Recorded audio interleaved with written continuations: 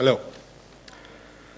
Much has been discussed about piracy since last year's Safety4Sea Forum, during which those who were present will remember that we have been still discussing about the pros and cons of using armed or unarmed guards. I do believe that what is often necessary has already been established. So I'm not going to talk to you about pirates or why you should place PCASP on your vessel. The topic of my presentation was chosen by Apostolos, and it will assist you get an insight of the inner workings of an PMSE. During the next 40 minutes, I will go through the challenges that we have to face as a PMSE. Some are easy and are dealt with by simple management systems, but others are more complex with many factors out of our immediate control. Time is limited, so let's begin. Differentiation. Legitimate PMSE. So, regulations. You know firsthand that ever-changing regulations are a pain in the ass to deal with. And even in the current bad market, you have to face a storm of new regulations. Earlier today, George Gurdomichalis already talked about this topic. What we have to face isn't dissimilar to the reality of a ship owner. Within the last year, to date, we have seen changes of regulations in Qatar, UAE, Egypt, Sri Lanka, Mozambique, Kenya, Tanzania, Comoros, Oman, multiple times, Mauritius, multiple times, Maldives. So pretty much in all countries surrounding the high-risk area. And don't let me even start with the regulations of flag states. Most flag states have also changed the requirements to obtain flag authorization for deployment of PCASPs on board the vessel. So it's not sufficient to have a network of agents and local officers and a static set of procedures. We need to be continuously flexible and often go to great lengths to be compliant in an ever-changing landscape, especially since such changes occur while a vessel is in transit. A prime recent example of this is Mauritius, where it seems that on almost a weekly basis, there is some modification to the paperwork required. Funny story is that at some point, they requested for documentation that had never before existed. It required intervention at government level and the creation of a brand new set of unique paperwork authorized by the UK government on every individual occasion. It is fortunate, indeed, that some governments, and lobbying did help, have been proactive in assisting PMSEs to legally carry out their work instead of placing layer upon layer of new bureaucracy, often without notice. But don't get me wrong. Those of us that strive to operate completely legally welcome new regulations. When Aspida entered the market a couple of years ago, it was still a pretty much completely unregulated industry. We were looking for laws and standards to comply with, but most areas of law were a very gray area and no standards existed.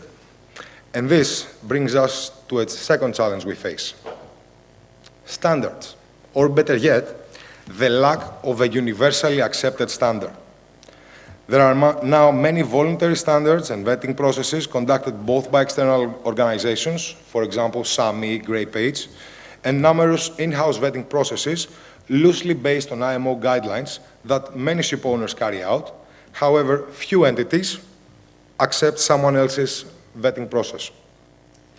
This creates a huge administrative burden on the PMSE, and consequently, increasing the requirements for office personnel and costs. But in our business, increased office costs is not the biggest challenge. Number 3, logistics.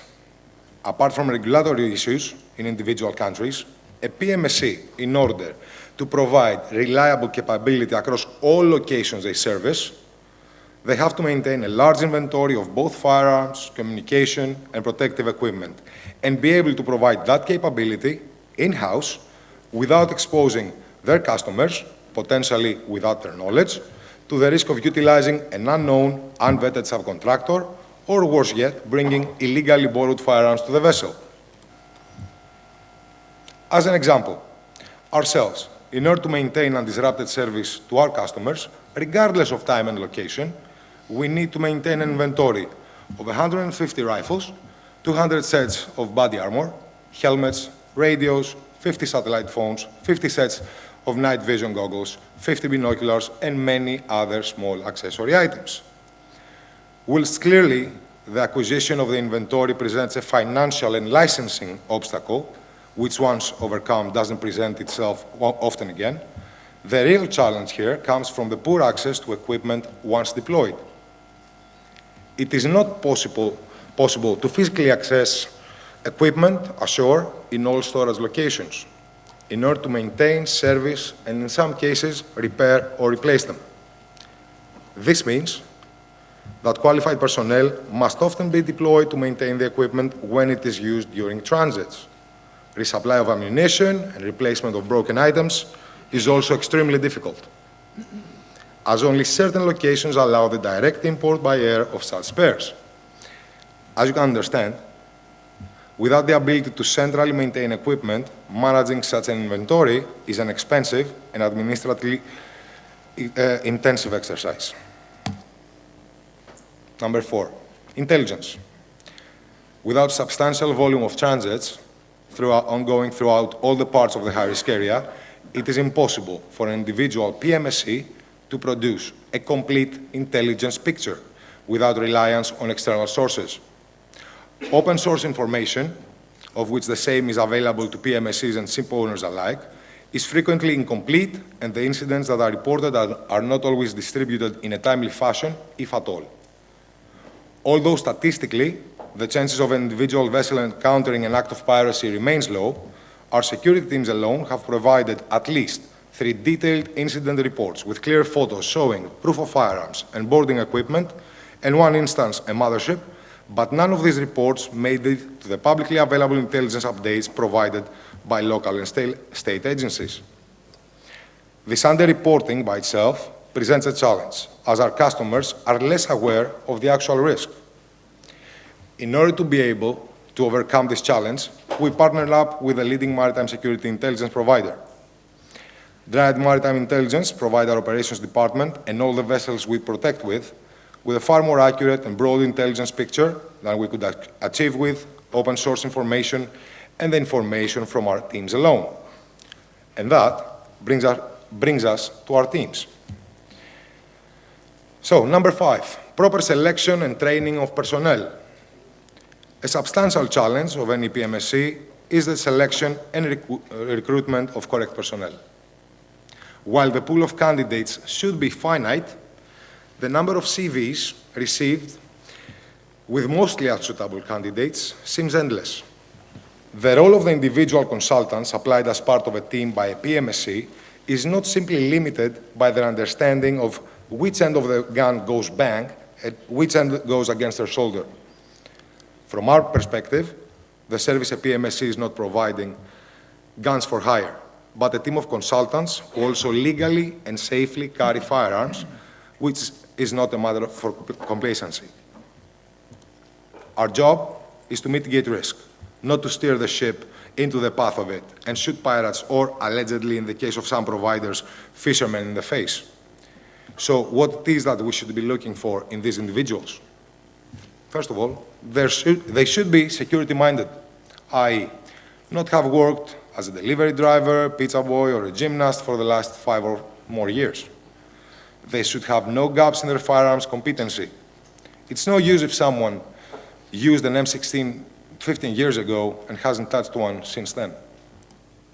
But equally importantly, they need to have the intellectual capacity to learn about ship systems, adapt to a new environment, as inevitably, a large majority of them will come from land-based security.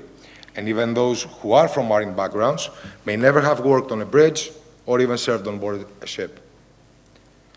Even Navy SEALs, or any national equivalent, whilst doubtless highly competent with a firearm and dispatching the bodies, are unlikely to be familiar with working on the bridge of a ship. As you can see, the role of the individual consultant requires more than the ability to use a weapon. There becomes a price point at which below the PMSE will have to compromise. Every time a PMSE has to compromise, ultimately, it is the end user that will suffer, as it must not be forgotten that their reputation is tied to that of the PMSE. I continue to be amazed by the number of companies in Greece that they claim to offer solely ex-special forces personnel, when we ourselves, paying the best rates in the Greek market, and after 2+ years of recruiting, we have selected only 45 Greek operators. It's worthwhile noting that, uniquely to Greek nationals, that it's possible to have served your 1 year of national service in the special forces. This, from our perspective, does not compare to the experiences of a former professional military personnel that have served and trained for many years. So, what do some of these ex-special forces guys do? Set up new PMSEs. So, another challenge, competition. Still, in 2012, new PMSEs pop up like mushrooms in the forest. But you know what? When you walk in the forest to pick up some mushrooms to eat, you may get some white truffles, but you may pick up some that may be poisonous as well. This is a poisonous mushroom, by the way.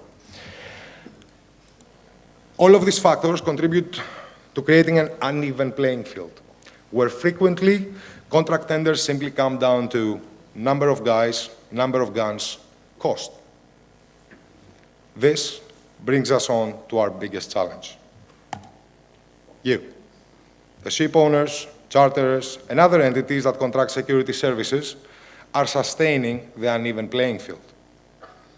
End users want to hire high-caliber PCASPs at the price of cowboys. You know, during a paperwork inspection, all may appear the same. However, just as ISO consultants can rapidly put in place processes on paper, PMSEs that may lack genuine internal capability can easily do the same. Without deeper inspection of companies, this makes it difficult for you, all of our customers, to properly assess the quality of a PMSE, when few of you will have the time or resources available to conduct an in-depth vetting, looking under the surface of the paperwork presented. We face even more challenges with some of you. We have been called to provide 2-man teams, 1-man teams, armed security to unhardened vessels, or on vessels whose crews continue to work on deck in extremely high-risk areas with confirmed pirate activity. You know, owners want to take the shortest route through the high-risk area on the basis of having guns on board, when a small route deviation can greatly mitigate the risk. As an industry, we need to change the misconception and we need to educate our customers that we are not guns for hire or commanda, as this continues to promote the cowboy operators. Whenever a PMSE has to compromise, you have to compromise. This simply can't be a race to the lowest price. Armed security should not be commoditized. Weapons bring with them internal risk, as well as mitigating external risk, but as such require a high standard of competent personnel and procedures from a well-run PMSE. But I don't blame you. Most of you wear many hats apart from that of the CSO, and at the same time get bombarded by an endless stream of emails, phone calls, print and web advertising, so it is difficult and in some cases impossible to make the right choice, missing universally accepted standards and relying on paperwork exercises. Thank you.